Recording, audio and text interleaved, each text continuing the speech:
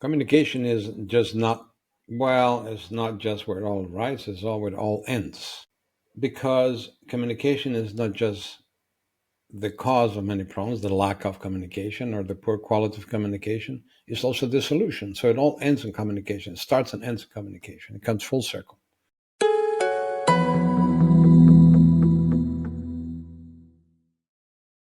Hello, hello, hello. Welcome to the Revolving Change podcast, where we talk about creating lasting, measurable change in your career and business. I'm one of your regular hosts, Joanna, and I am a junior coach here at Revolving Change. And here with me today is our founder, Mr. Jorge Lobo. Welcome. Yeah, the analog dinosaur, as some people know me. Well, you're probably a senior coach by now, but okay, let's keep it a junior coach. Let's keep it junior. All right. So today we are going to talk about one topic that is very, very interesting. For me, this topic is where all arguments, problems, a majority of issues arise from, and that is communication. What do you Communication have to is say just about not, that? well, it's not just where it all arises, it's all where it all ends. Oh, Um, ends. because communication is not just the cause of many problems, the lack of communication or the poor quality of communication, it's also the solution. So it all ends in communication. It starts and ends in communication. It comes full circle. Communication is the foundation. And it's like we talked about many other skills and we said, let's use the analogy of the human body.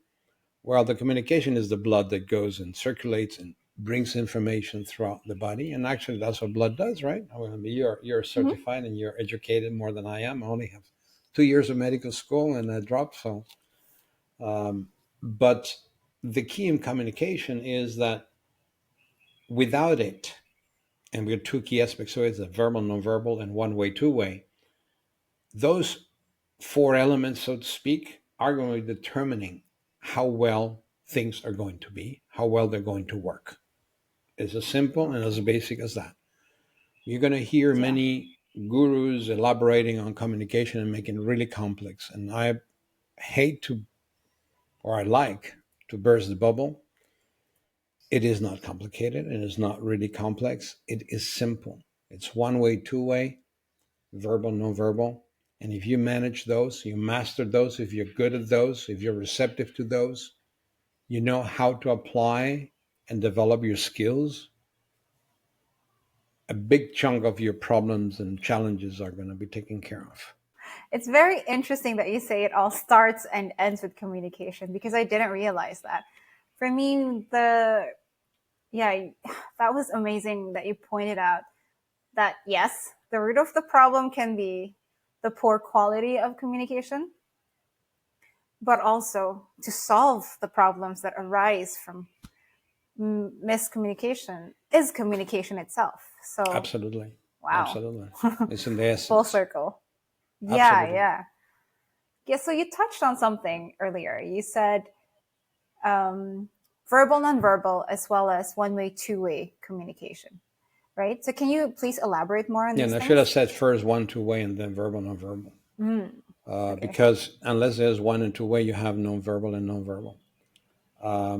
It's all, when we talk about one, two way is, and this is inherent to communication itself, but it's inherent to us taking it as intuitively and naturally as it comes.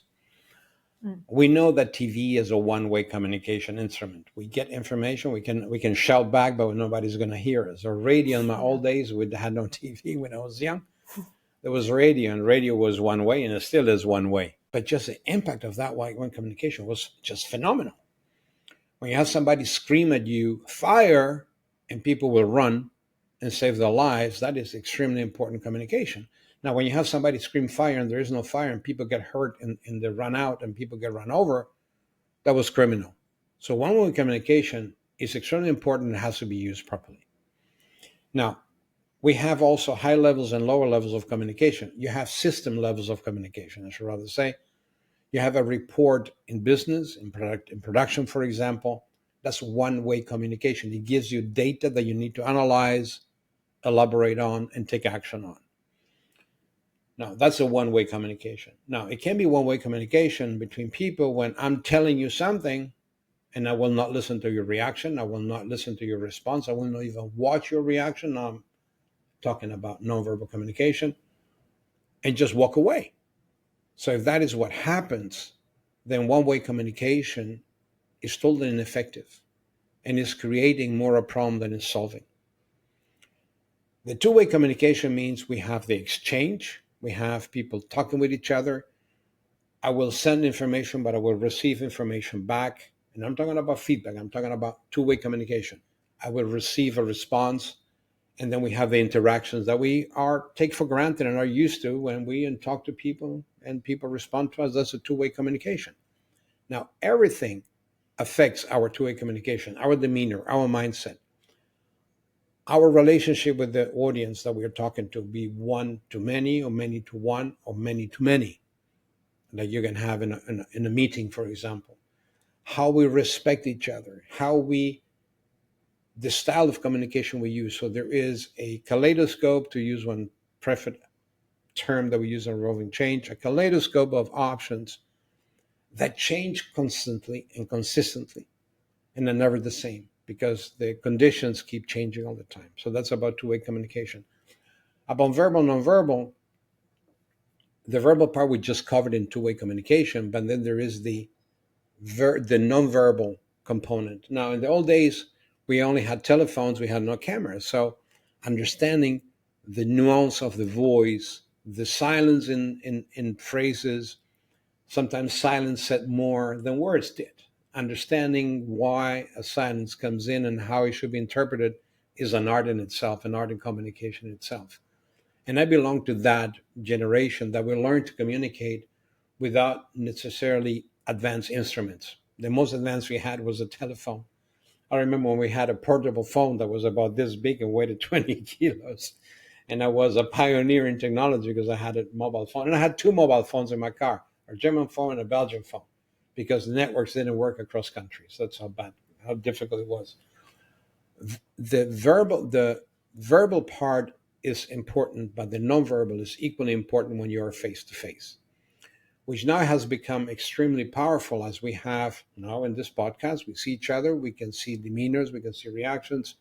Or when you're using um, WhatsApp or what other technology you use, that you can see the other person. And yet, very often we do interpret behaviors that we see, nonverbal reactions that we see, and don't check what that reaction means and make the assumption we know what that means. And we see, oh, she is offended, she didn't like this or liked it. And then we discover in a later conversation that, no, I did not. I was not offended. No, I did not like it at all. But you smiled. So I'm polite. So the dimension of how complex verbal, nonverbal communication is enormous. And there is not enough training, enough awareness managers and leaders can have about being sensitive to it and training their people. And for that, there is so many techniques that we use and teach at Revolving Change, like the question technique, using questions to design the guardrails of an exchange with people. Then you start with questions, and with the questions, you define the guardrails and you define where the content is going to go and how far the conversation is going to go. Understanding the rules of feedback that you can question in a positive sense. Ask questions, I should rather say, instead of question. Ask questions about a response or a reaction or a lack of response, a nonverbal, a face, a look away, a silence. Understanding to ask questions about it to better communicate is golden. That was a long Yeah, answer but to a there short question. no, but you did cover all four of them, like one way, two way, verbal, nonverbal. I'm more now that you've explained a little bit more about it, my interest really goes towards the nonverbal communication because I encountered this in one of the things that I probably saw this on a reel one time, but someone said that behavior is also a language. Definitely. Yes, so the actions this person takes, especially if it contradicts with what they're saying, communicates volumes. Well, personally for me, your actions It's true. For me, I really, really believe in actions speak louder than words. You put your money where your mouth is, and that's actually interesting. But Actions also, and lack thereof speak yeah, volumes, right? actions, right. Also, like facial expressions, because number one, I'm a victim of and I get misinterpreted a lot because of my facial reactions. Sometimes I also can't control my facial reactions.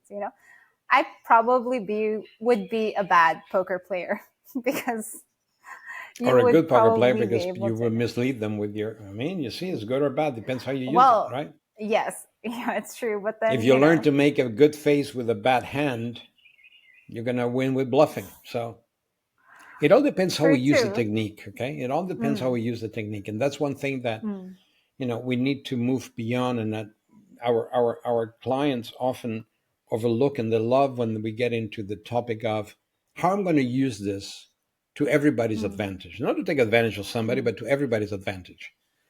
Because now we touch onto identity role, IR. mm, um, I may not show my face, I may not show my feelings about something you said, but I'm not allowing you to gauge how I feel about what you're saying. Now, is that a good mm, thing or is that a bad thing? Now, it may be a good thing that I'm avoiding a conflict. On the other hand, I am stopping communication because I'm not showing my nonverbals. I'm hiding them. You were mm, saying you often be misinterpreted and misunderstood because of your nonverbals. Well, the problem is not because of your nonverbals. It's because the interpretation of the nonverbals has not been agreed. There has not been enough communication with you and the other party to say, hey, if you have doubts about how I feel about something, please ask me. Don't draw conclusions from my expression because I'm a very expressive person. If mm. that agreement wasn't made before and you have a reaction, the person like, oh, she didn't like this. And maybe you did, but it doesn't come across that way. You already have a communication breakdown. People are moving in different Yeah, directions. that's So true. it's not the nonverbals, it's the interpretation and how we deal with nonverbals that makes a difference. I did say earlier, though, that communication is a source of many misunderstandings, issues, problems, especially in companies. And it's not that big of a problem and all until you experience like a lot of financial setbacks, money was lost because of miscommunication and things like that. But one thing though that I want to start with, as we discuss like the problems with miscommunication or the lack, or really the lack thereof,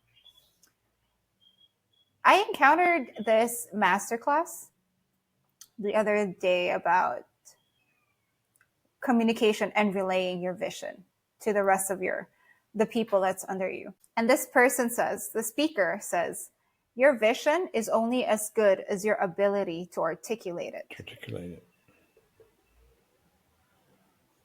Very true. That's a nugget, and that is one thing that I work a lot with CEOs that, and I know I wear that feather myself on my own hat because it's an issue that I've been very conscious about, especially working with young teams. Well, at my age, all are young teams, but my team is particularly young. You're almost a senior coach, as young as you are, and everybody else is younger. And yet, in our team, uh, it is extremely important that I have the ability to translate my vision for our joint future in terms that they will understand. So communication must be tailored to the consumer. If I would speak to our team in the words that I would have spoken or I did speak years ago in business coaching, decades ago, it would not resonate with them. They would not get the message.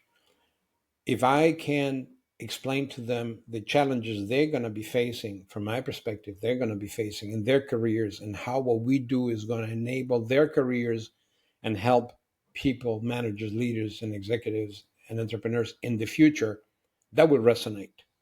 So I need to articulate it for the mindset of the consumer, but also I need to deliver it at the speed of consumption. I need to take the time to break it down and administer it and deliver it at the speed it can be consumed. When we're talking about with our IT team, certain things will not resonate with them the same way they will resonate with you, which are more, you're more marketing driven, although you're also IT, you're everything, but you you're more marketing driven. So the vocabulary we will use will not always be the same, and the focus of the conversation of the content will not be the same. So it needs to be tailored. So going back to what that mentor said, I think it's very important that the message, the vision is articulated in a way the audience will understand it and will assimilate it and will consume it. If you don't, that vision is going to stay in your shoebox. It will go Right? nowhere. It's going to say the shoe. Yeah, exactly. It's going to go nowhere, or it's going to go somewhere, but not where you want it to be. Exactly. So that is on a Very company-wide critical. scale. Yeah.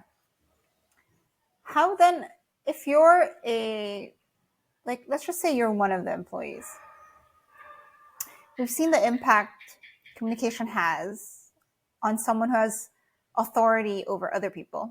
So you get to the wrong direction, or you get nowhere. You get in the wrong direction, you get nowhere. But what about someone who's just on the receiving end of instructions? You're just told what to do, you have a role you have to fill, and this and that. How do I ensure that at that level, communication is clear? Well, there's many techniques, there's many skills that are called upon. One is you check for understanding. Sounds very simple, sounds very basic, and Yeah. yet it sounds common sense. Well, common sense is not so common always. Uh, what did you understand of what I said? How did you understand it? And I'm not saying repeat after me, right? I'm not saying repeat to me what I just said, because that doesn't mean you understand. Repeating. Repeating means I memorized. It doesn't mean I understood. So understanding means I can interpret it and put it in my own words and translate it into the things I'm going to do about what you said. So check it for understanding, and that is again your communication skills and your leadership and management abilities and skills that will develop the relationship with your team and your peers, your superiors and your subordinates to actually have that exchange. Again, I'm saying check for understanding means asking questions. And again, you know that we are fanatic about learning to ask the right question. And that is the key to so many issues and successes, to ask the right question. And how many problems to asking the wrong question or not asking the right question. Now, critical is also many other skills that come into play. Expectations management. If you have proper expectations set with your team and you have the agreement that if a comment, an instruction, an expectation is not clearly understood, you will raise the red flag, you will stop me, and you will ask me, and we will clarify it. If you and I have agreed to that expectation and exercise it accordingly, that will tremendously have a tremendous impact on the quality and extent and depth of communication. So that's where you can see that other skills come in and touch onto communication. For communication itself, like I said, checking for understanding is the first thing. Feedback is another one. If you have an organization where feedback belongs to the basic and essential fiber of how the company works and how the teams operate, people will have been trained and will have learned and will know how to raise their hand, stop you, and give you feedback about, well, I hear what you're saying. I'm not understanding what you're telling me, which is a different thing, right? We hear, but don't always understand. Very often we stop up hearing and move on without having understood. And only later on we realize we didn't understand. So checking for understanding, using feedback, using expectations management skills is critical for that not to happen. And not to come up like, what do you mean this machine has been down? Well, I mentioned to you we need the spare part and you never said anything, so it means it's not important. So when did you say that to me? Well, I said it to you when we met in the elevator the other day. Well, if it was important like that, maybe you should have used. So we can see as an example, there's a lack of understanding how to communicate important stuff. In the elevator, we can talk about what the children, about the football, about the weekend. But if there is a critical issue that needs attention, we need to communicate with purpose and make it clear that the receiving party understands the importance of that message. And that's where often communication goes wrong. Oh, okay. Yeah. And at that level, though, what's the worst that could happen? Errors. The sky is the limit, right? I mean, Oh. I've seen it in my career so many times, and I go to the shop floor, for instance, or the shop floor can be also a bank, where the staff are working, where the customers are, the teller, or the counter, and I accompany, we coach, and we do live application training, we do management skills, laboratory exercise, we do live application training, and I go with them. Sometimes we film if the opportunity arises, it allows us, because it's so important to watch ourselves afterwards and analyze our own behavior, our own reactions, our nonverbals, our verbals, our speed of speech, how we deliver our messages. Like I remember when I used to be a junior coach like you, and I used to speak way too fast, and people said yes all the time. But they didn't say yes because they understood. They say yes because they were embarrassed to ask that they didn't understand. And I thought everybody said yes, great, super. Everybody understood Jack nothing, because I was speaking way too fast. Language can be an obstacle. English is certainly not my mother tongue, but I'm training 5 different languages, and you need to understand the culture. But if I'm training in English, and it's happened to me, for instance, when we were running our Finnish business in Finland, and we were both speaking in a non our native language, I need to understand how Finnish people will interpret certain words, which I didn't know at the end, to prevent misunderstandings. So you need to check for understanding. So the bottom line is that it cannot be emphasized enough that culture, circumstances, situations, verbal, nonverbal, language capabilities all play a role in communication. What is the worst that can happen? To finalize the answer to your question, I was off track.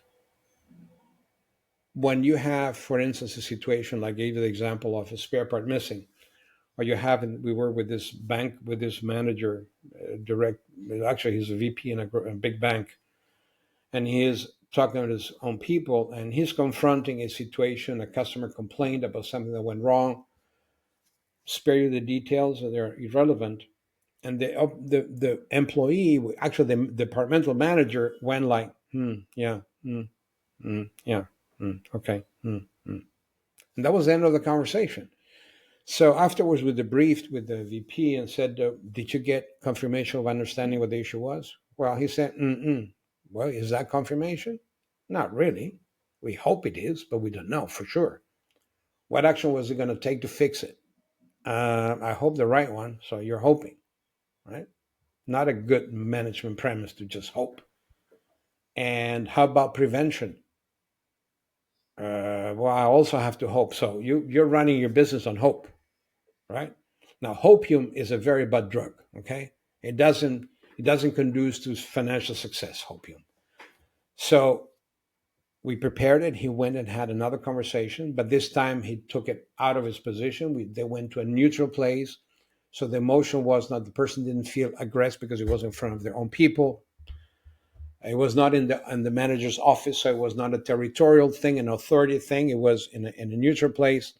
And in this conversation, he went through, what happened, and why do you, he's asking the right questions. Why do you think this happened? Okay. Do you think this happens very often? Okay. How can we, not you, how can we solve this? Is any help that you need to solve it? No, I can do this. Oh, that'd be awesome. Okay. And in order to prevent this in the future, what is your thing we can do or we should do? So he has 5, 6 questions. The manager was motivated. He was enthused. He was all in it, all in. And at the end, it was a win-win exchange. Well, now we're talking about problem solving and win-win propositions, right? But he used the question technique, which was so much advocated in Revolving Change.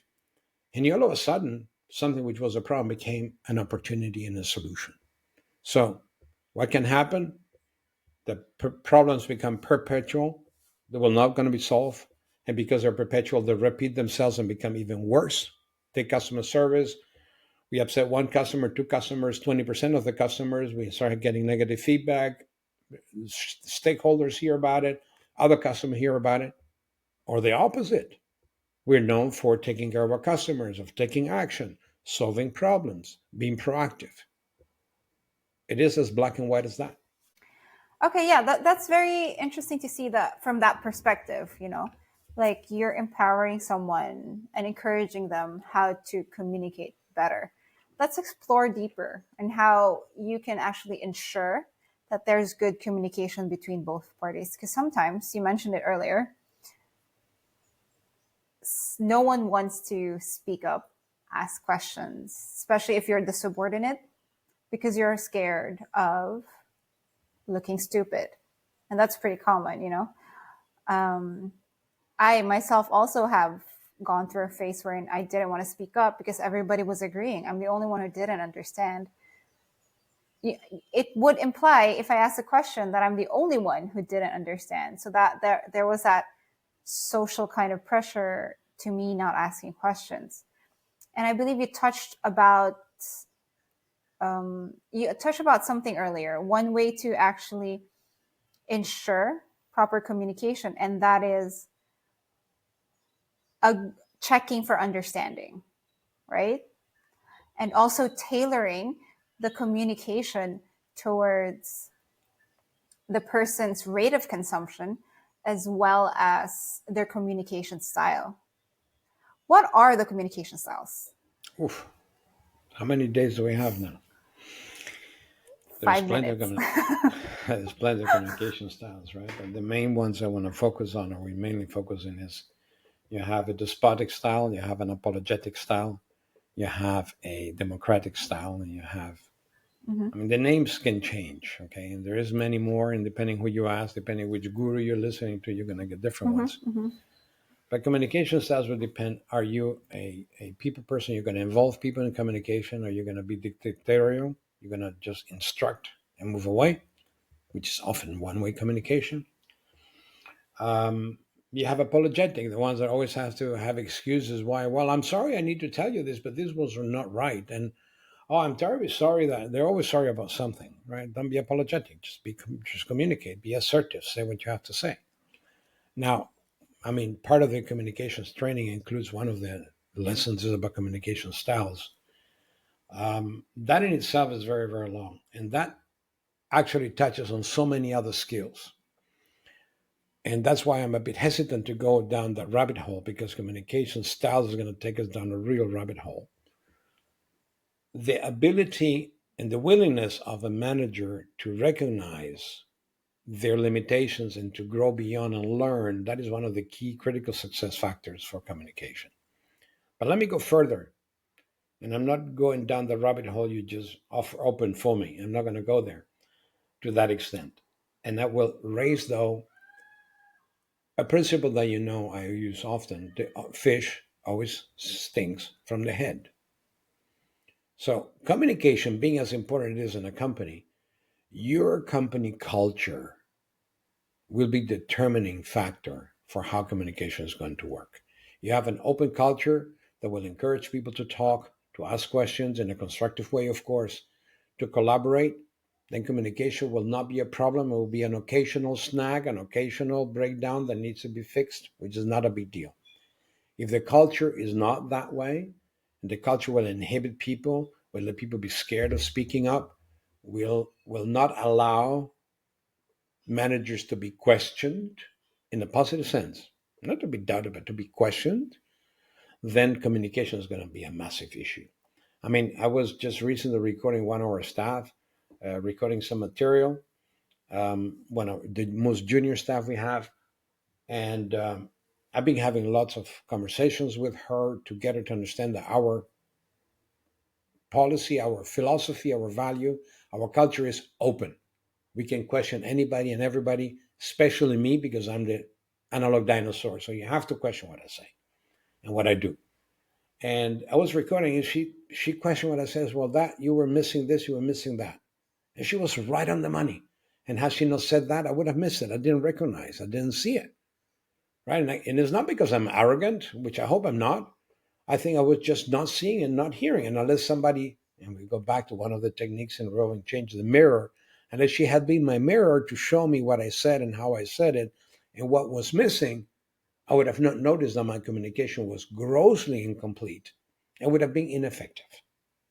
So it all starts with culture. That is my key message.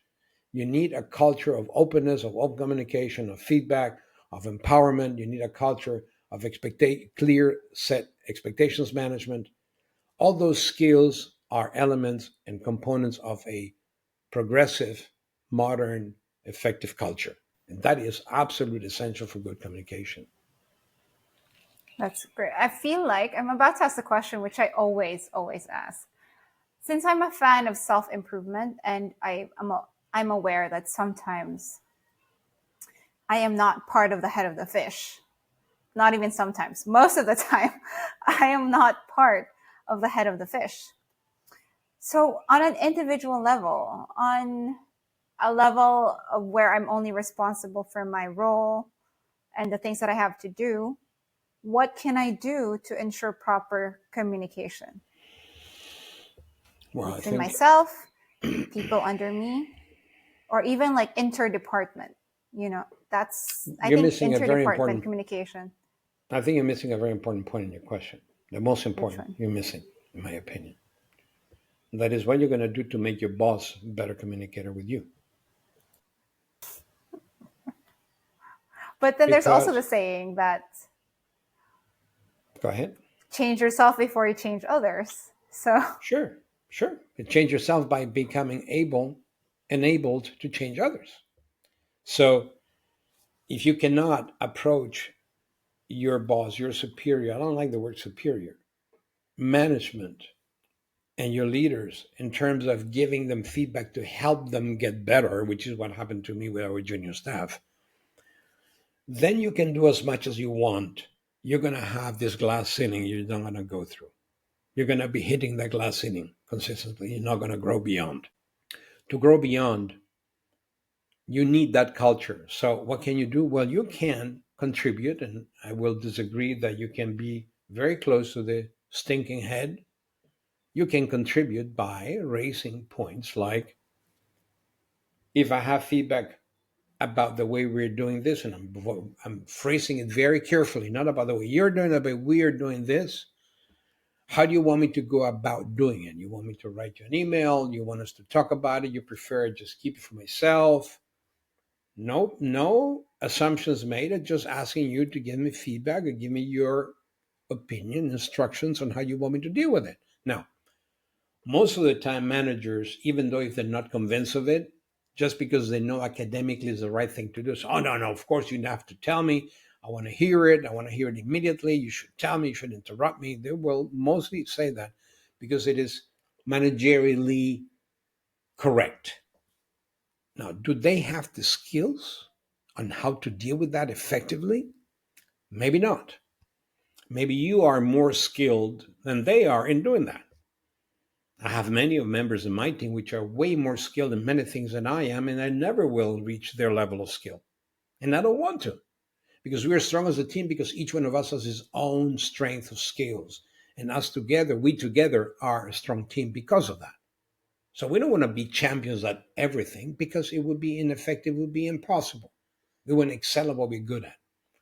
So if you manage to open your manager's eyes and mind to that particular point, then you're probably going to be able to start as a coach that you are. And that's the difference between you and many other managers that are not coaches and don't have the preparation and knowledge that you have to raise, like, well, can we agree on how we're going to handle our expectations? Can you and I have a conversation about how we're going to deal with feedback to make sure that, I don't step on your toes and I don't say the wrong thing? Oh, no, you would never say the wrong thing. I love the way you do. Yeah, but still, it would reassure me and make me more open if you allow me to go through our feedback technique, skills process. Bingo. The moment he says yes, and you get him to start talking about it and set up your expectations about feedback. Now we are combining two skills. As you know, all our skills combine and touch each other and support each other. Then you will be affecting the head of the fish. And you will be part of the head of the fish. Because all of a sudden, that head of the fish will act differently and start modifying their behavior and their management and leadership skills that will enable you also to do better. So don't yeah. underestimate the impact you can have managing to the top. It's tremendous and it's brutally underestimated because the culture is not there of leaders saying, please tell me, please share with me. I want to know what you think. I want to know how you see me. I want to know your perception or perception management. Another critical skill we teach. I want to know how you perceive me and I want to understand what I can do better. Now, if all companies had that culture, then we see the change, we see the shift the managers doing. We have some of our testimonials. I mean, many of them are very confidential because you don't want some CEOs and some senior VPs don't want to expose the fact that they had to adapt and develop so much of their managerial and leadership skills. But we don't know what we don't know. And it's only by getting this feedback going, by opening up to it, that we start discovering how much we don't know, how little we know. That applies to me still today, to all of us. Well, that is a really good point to make. We don't close off the fact that you cannot affect managerial. And given the big picture, you need that culture to develop within your company in order to really encourage communication to happen. However, though, it's not always that you get the opportunity to do that. Right. Sometimes I believe that I also need to do well in my area of responsibility. How do I make sure that that I communicate well and I receive communication well from the people that I immediately work with? That, of course, is the greatest challenge of all, right? How do you do it with your peers and your subordinates? And there's a numerous number of techniques.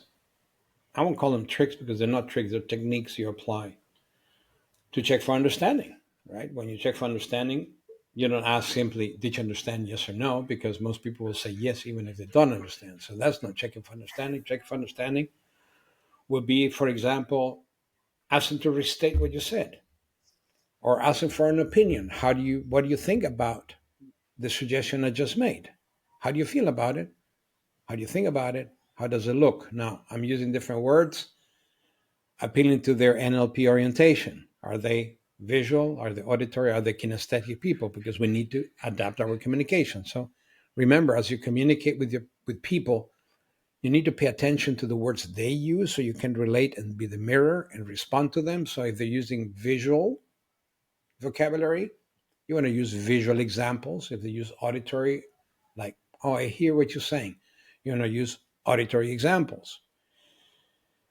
And if they are very slow speakers and tell you that feels right, means they're kinesthetic, you have to also slow down and address the need of your kinesthetic audience. Now, when you're speaking to a team, you're probably going to have to address all three channels, right? You need to be auditory, you need to be visual, auditory, and kinesthetic.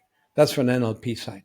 But then you have the transactional analysis side. If you study transactional analysis, parent, adult, and childlike behavior, and you understand, which is what we teach also in one of our programs, you need to understand the person you're communicating with. Is he talking with you at an adult level, or do we have a child adult exchange taking place? How do we draw this combination? Exactly, a combination thereof? Absolutely. Or two adult that are extremely adult, so they're trying to teach each other and they're not communicating. So it all comes down to understanding your other party as you're communicating with the person or the people, because it can be one too many. Other examples, depending, I'm still focusing on you and you as a manager, leader with your team and your peers. You can simply ask questions. And we always teach in Revolving Change, in particular in Management Skills Laboratory and in life application training, ask questions. Questions are worth zillions because the response would allow you to gauge, did the person understand what I said? Or the person understood completely different. And I'm not saying that the person did not understood something different, which means my message was not well received, which maybe the problem was not the listener, was me, the sender of the communication of the message. That was inaccurate, was poorly placed, was too fast, there was too much noise, there were interferences, sometimes there were phone calls. Did you, when you were communicating, make sure your phone is off and not ringing? Did you make sure you didn't interrupt the communication answering a call? Maybe you didn't pay attention to it, but it did happen. and it disrupted the communication, the person did not understand your message. So there's a number of things you can do. And I mean, this is part of some of the checklists that we have, the things you want to ensure in communication before you start a communication session. Now, you can teach your people about feedback. You can sit down and say, well, let's agree on how we're going to give each other feedback. Let's agree that it's positive, it's meant to support and help, it's not a negative critique. So you can go through a set of points, which is what we do in our course. Again, I'm not trying to sell anything, I'm just raising it because I don't want to come across that we're selling anything, because we're not. That you understand and you get your team to understand how feedback will support each other and support everybody. The same setting expectations. You can go through, what do I expect from you? What do you expect from me? And let's do that exchange to understand and to make sure there is no hidden agendas, there is no surprises. You expect me to do X, Y, Z, and maybe the Z you expect me to do is beyond my means. I don't feel confident, I don't feel comfortable, and I will say so. And then you will have to respond to me, and you're going to give me training, or you're going to show me that my fear and insecurity are not justified because I have already demonstrated and proven that I can do the job. So, like I said, these are all techniques you can use. Set expectations, manage feedback, ask questions, and those will be very powerful tools for you to communicate much, much better. Did I answer your question? Yeah, absolutely. Those are very clear ways on how to go about it. And I think the one that I would take home with me would be how to really check the level of understanding, especially when you said it's not about that they didn't understand. What if they understood a different thing? So that is interesting. It's not that they didn't understand, that people would label it as such. Well, now Right? let's Oh, go you didn't back to for understand. 1 second and sorry to interrupt you with nonverbal communication. When people don't understand you, most of the time you see it in their face. They give you the automobile look, There you two go. big eyes, and they Or don't know what to say because they did my not face would understand. be like this. Oh yeah, or they would go like that, like yes, yeah. You remind me of my What? puppy. He would go like that. So, yeah. What? What do you What are you mean? talking about? Exactly. I mean, Yeah. or other people, if there is a fear of authority, they will go like they freeze, right? So, Yeah, they're like, but sometimes they will go, oh yeah, sure, yeah, yeah, great. yeah, I get But it. they Yeah. understood something completely different than what you wanted, right? Like you No, were saying, and that would be devastating, devastating. So equally exactly. important. And nonverbals come and play a role because the nonverbals are, yeah, I understand, I'm going to follow that path. But once you start checking on it, it's completely wrong. So you cannot rely on the nonverbals necessarily. Hmm, it's true. Communication, like All you right. said, is tremendously important. No question about it. It is, and communication isn't just in business. It trickles into your relationship, inside the work, outside work, family, your special someone, your what else? You're All not so different special, someone. relationships. Yeah.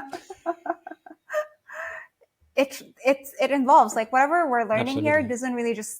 doesn't just go in work. It also, you can apply the same techniques that you mentioned earlier to It's family. good you Like, did you said get that. what I said? Like, When we do live application training, we sometimes have assignments. We agree with senior executives to go and yeah. practice a particular technique at the gas station. Go to somebody you never met, Wow. you never seen before, and Mm-hmm. try a particular technique and see how it works. And it's flabbergasting. Sometimes I get back and I say, "Oh, it worked! It's just unbelievable how it worked." I said, "Well, imagine you work with Yeah, somebody you yeah. never met, you never knew, somebody who maybe doesn't have particular education that would meet the level of your Mm-hmm. peers, and it worked." Mm-hmm. So, Mm-hmm. sometimes, yeah, I mean, that's why life application training is so important. Where transformational human engineering, revolving change is so focused on lasting, measurable change, not this academic Change. Yeah. BS that so many people teach. Okay, Yeah. let's not talk about that. Don't get me Yeah. down So that life path. application Don't get training. me wound up. Yeah. Yeah. Okay. All right. So let's move on to the segment that I really, really like about our Oh, podcast. It's answering put me in the hot practical seat again. questions that people had. Yes. Let's see how you answer these Let's see questions. if people continue listening or they leave.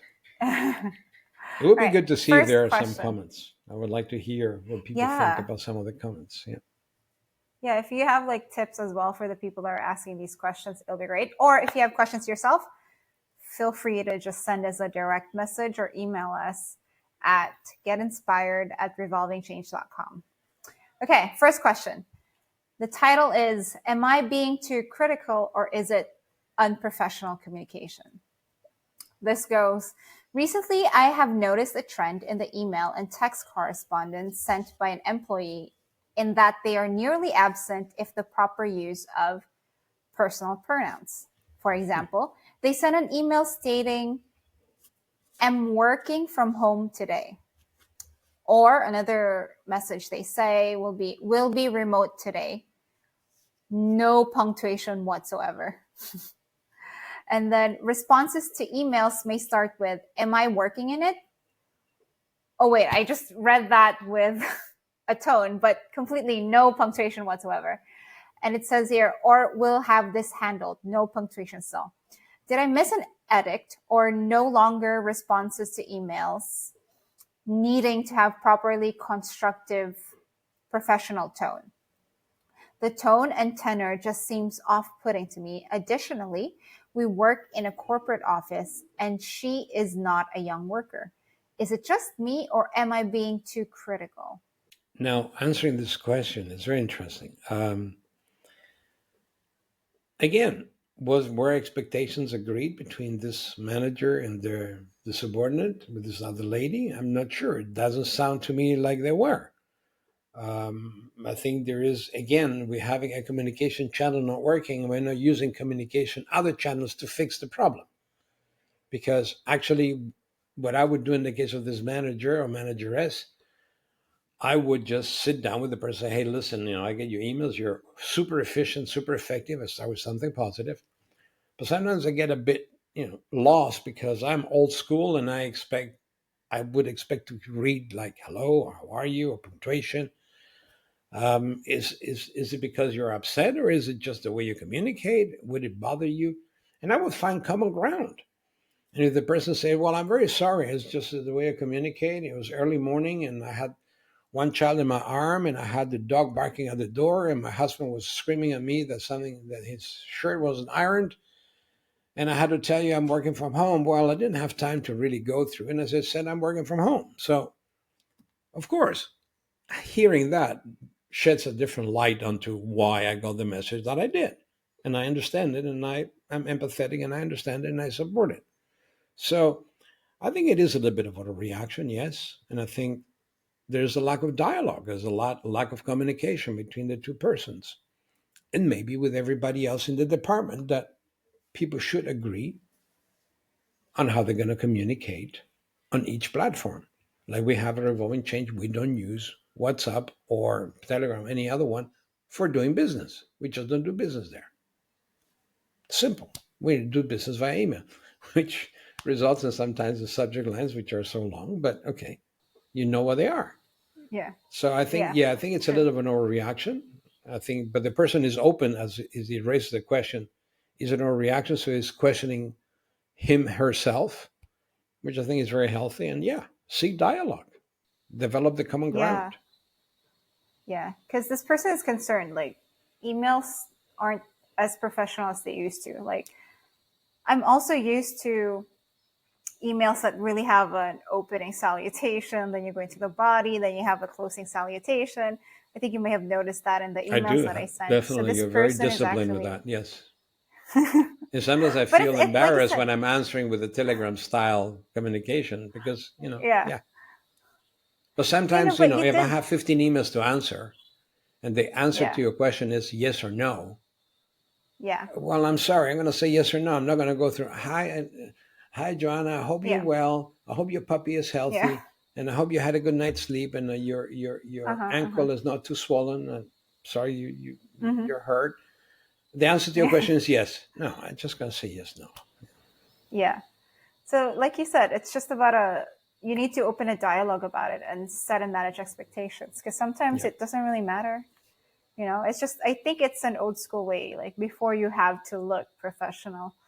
But yeah, No, I don't also think, I disagree. I don't think it's old adapting. school way. I think sometimes it applies, sometimes it doesn't apply. I think we Mm, shouldn't use it all the time with everyone, everywhere. mm, mm. But if we have a formal email in the company, which we often do, then it has hello all or hello the team. We have the explanation and we have a closing. And we have emails with customers. They are definitely written that way. We not answer customers. This internal. Customers would never get a reply from me or from you, from any of us saying yes or no. I mean, our members of our IT team, they write extremely polished, polite emails when we do with our service providers and suppliers, which I like. I think is is very well educated. It's very, very inviting to communicate that way. But there should be a difference, so it's not all or nothing, always or never. Internally, we should allow ourselves that we say yes, no, and make it a quick, effective communication, especially many of us that regularly speak also. So I think that manager needs to revisit the level of tolerance. Yeah. Yeah, yeah. No, I totally agree. I hope he, Great. she are not going to be upset. Yeah. All right. Second question. It the title is How to Handle a Lack of Communication from Remote Employees. The question goes, I manage a team of remote employees and most of it my team is great. I have one person who rarely communicates with me unless I specifically reach out. Even then, they take a long time to respond. They play a critical role on the team, so it makes it difficult for me when I don't know their status on key deliverables.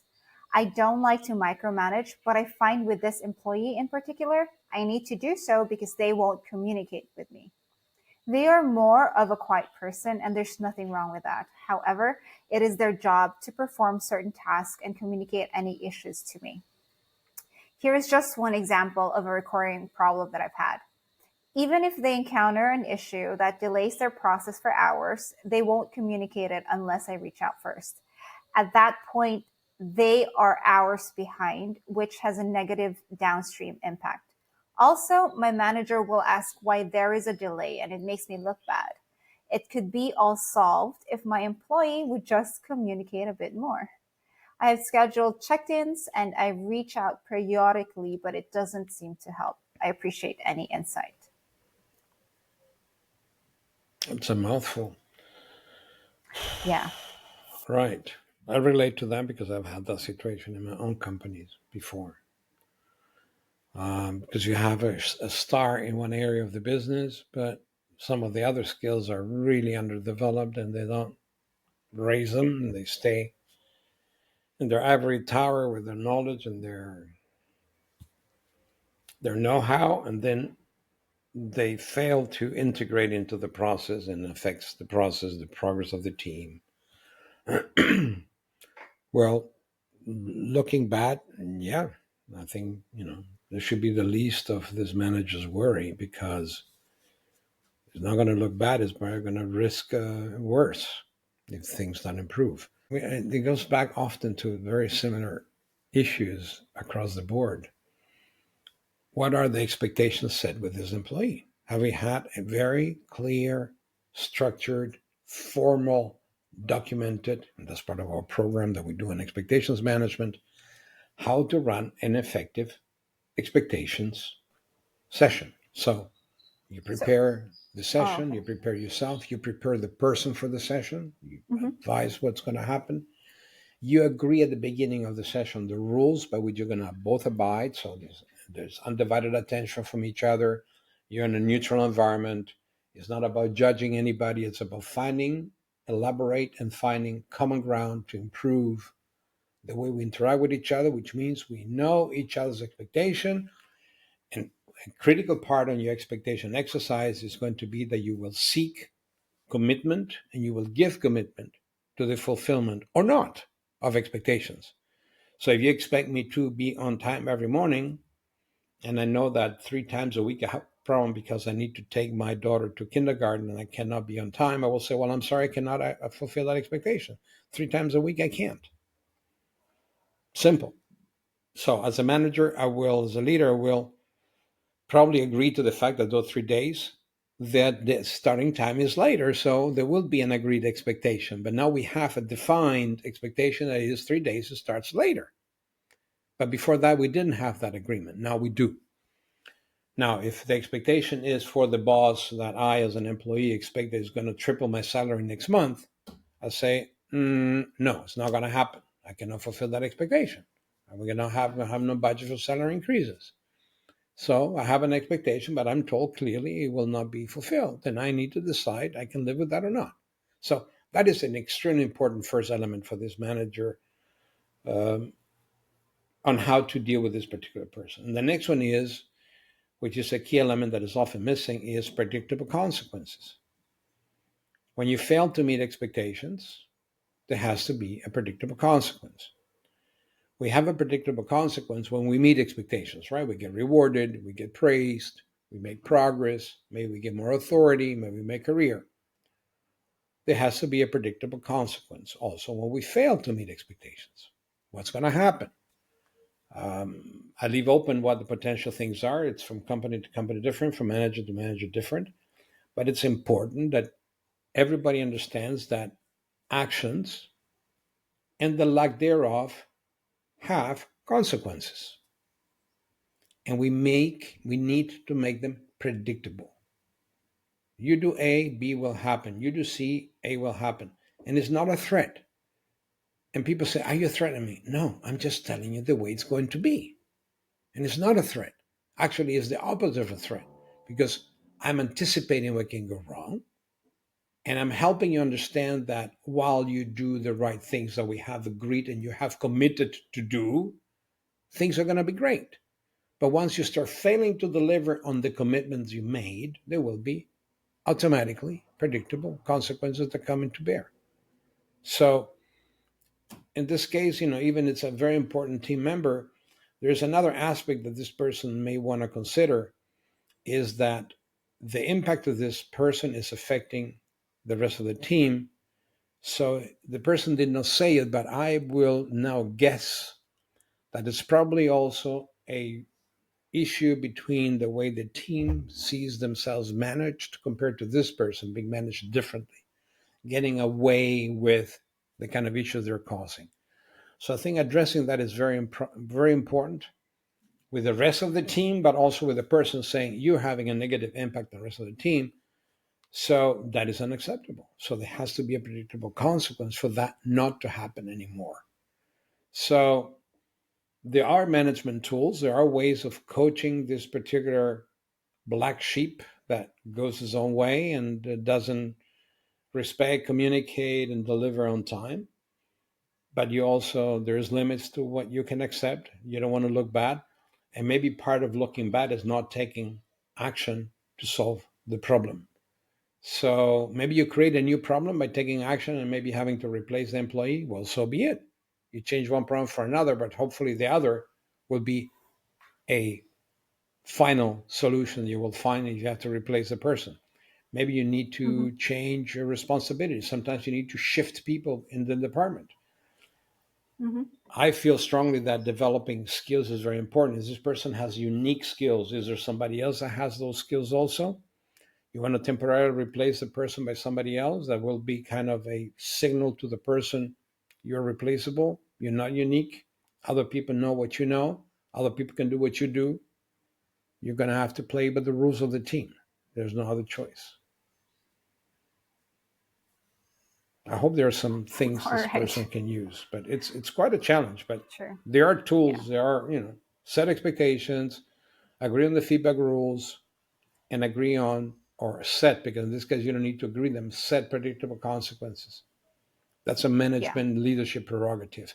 You set the consequences because you're being affected by this person's performance.